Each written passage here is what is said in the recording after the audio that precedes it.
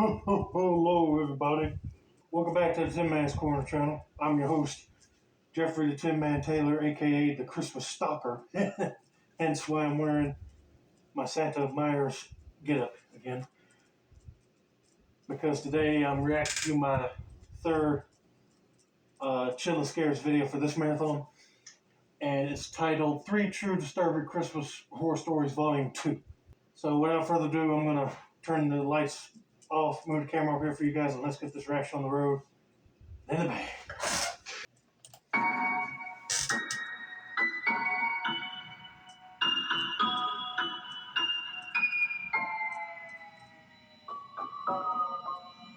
A few years ago now, I was fresh out of college, and I moved back into my parents' house for the free food and rent while I looked for a long-term job. Okay. My parents lived in a very rural area.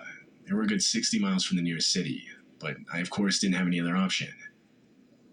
Summer quickly turned to winter with no luck on a new job. I was getting sick of staying at my parents' all day long, so I took up a part-time job as a night security guard for a small construction site.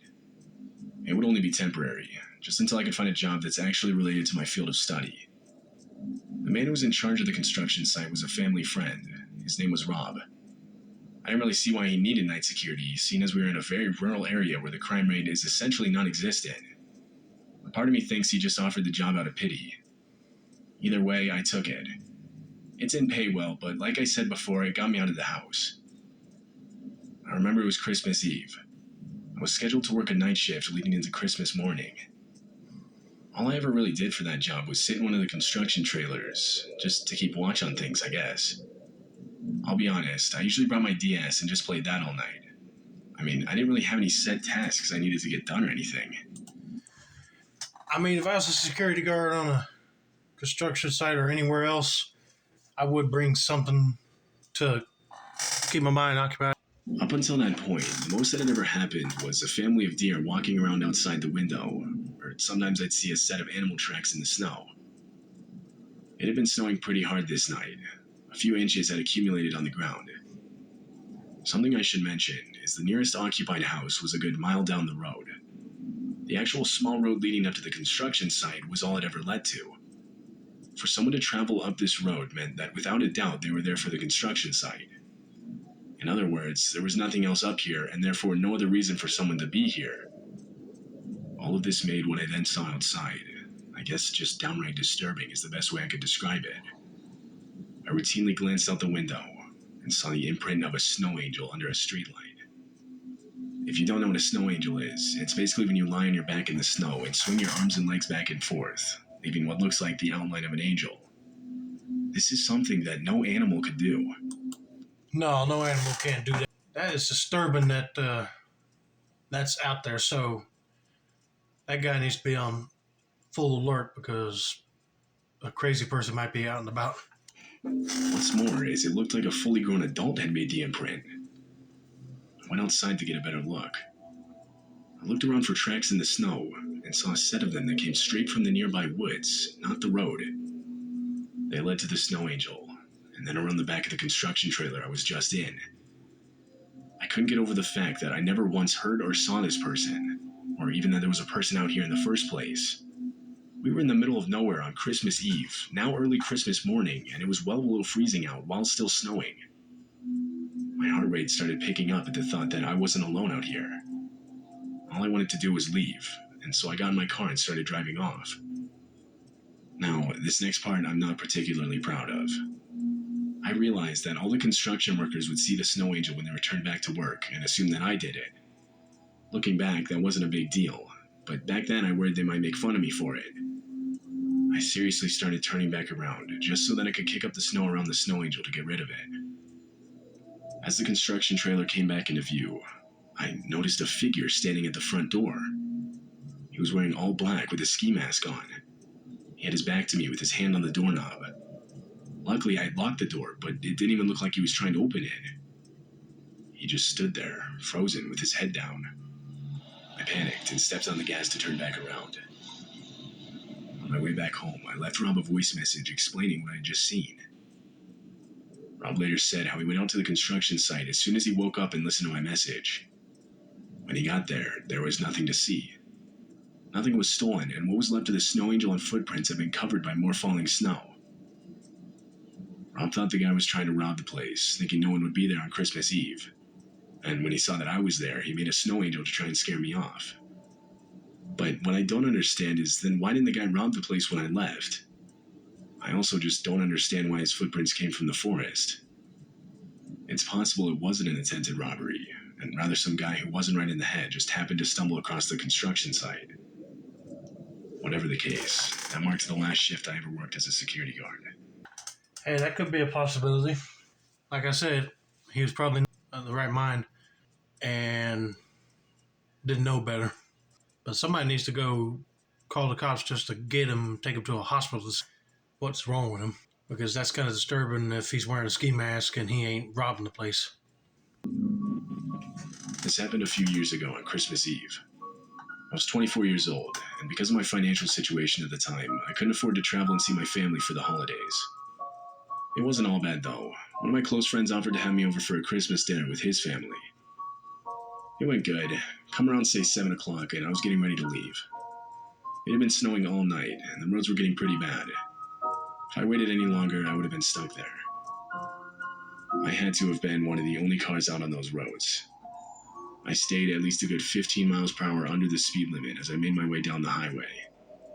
Not only could I not see much of anything in front of me, but I also wanted to give myself enough time to stop if I needed to. As it turns out, I would need to. Up ahead through the snowflakes, I could make out a set of brake lights. As I got closer, I realized the car was completely stopped in the middle of the road. I honestly was just going to drive around it without giving it a second thought. But for whatever reason, traffic cones were placed next to the car, blocking me from doing so. I couldn't really drive off the road to get around it because both sides of the highway were slanted downward and covered in snow. I didn't want to get stuck. I slowed down as I got closer, and that's when I noticed an arm waving outside the driver's side window.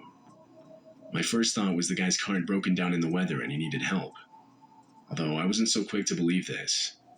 I've seen enough true crime documentaries to be skeptical. I knew the second I got out of my car to help this guy, I was vulnerable. But the other part of me worried this man's car really did break down on him on this remote highway. And if that were the case, the obvious right thing to do would be to give him a ride. Yeah, it would be kind of a toss-up for me, too, because like he said, if you watch those true crime documentaries, sometimes people will have their cars pulled over and have the lights blinking, and they act like there's something's wrong, but then all of a sudden, when you get out to help them, you get ambushed by other people. And there's nothing wrong with their car. They just did that just so they could steal yours, probably. So this guy needs to be careful and don't stop, or I will alert the authorities on the situation first. Especially considering the cold weather and how little traffic came through here. I inched closer as I was deciding what I wanted to do. Finally, I got close enough to the back of the car where I had to stop. I was still thinking. I did not want to get out of my car. The next few seconds happened in what felt like the blink of an eye. Without warning, the trunk of the car popped open and two armed men got out. They had winter clothes on and were wearing masks to cover their faces. They started screaming at me to get out of my car as they pointed their weapons in my direction. Without even thinking of the consequences, I put the accelerator to the floor, my heart pounding in my chest. I went around the car and drove over the traffic cones. I looked in my rearview mirror and saw them rush to get back inside their car. For a second, I thought they were going to follow me, and they might have tried, but I was going as fast as I could. I lost their headlights pretty quickly. I probably broke every law for speeding that night, which was made even worse with the driving conditions of the road, but I needed to create as much distance as I possibly could. I focused on getting away for about 5 minutes, until I called the police and told them about the car and the armed men. I never heard back from them. Honestly, a part of me thinks they never even looked into it because of the poor driving conditions, but I can't prove this, so I obviously don't know. If I had to guess, I think the men were only trying to rob people. I think they were taking advantage of the inactive Christmas Eve roads, robbing people who were most likely carrying valuables in the form of Christmas presents. Although, I've since talked to some of my family members about this, and they think the men had much worse intentions. That's a good theory. I would think that they're probably targeted people, like you said, just to steal their Christmas presents for, to sell for cash. Or they were really there to rob you from your other possessions or even murder you. That is creepy. I'm glad that that guy was smart enough to not get out of the car and just hit the accelerator to get out. But I'll be checking right behind me just to make sure they ain't following me.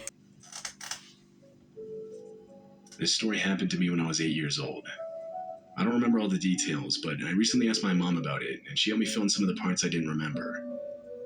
It was a few days before Christmas, and my mom was taking my older sister and I to the store to get Christmas presents for our extended family. I think it was around 6 p.m. at night. I'm not exactly sure, but it was dark outside, I know that. Being that I was only 8, I got bored pretty quickly. It took maybe 15 minutes after entering a store for me to lose patience. While inside one of the stores, I remember sneaking away from my mom and sister to go off and do my own thing. Since it was almost Christmas, a lot of the bushes and trees outside were covered in Christmas lights. I began to wander over to the window to get a better look, and eventually, unknown to my mom, I left the store to go outside and see them up close. I remember standing right next to one of the bushes, admiring the lights and their different colors. At some point, I heard a man's voice from behind me saying hi. I turned around and looked up to see a grimy, what I now assumed to be homeless man in a rough-looking Santa costume. He pulled down his fake white beard to his chin and repeated himself. I kinda just stood there in awe before I finally said hi back.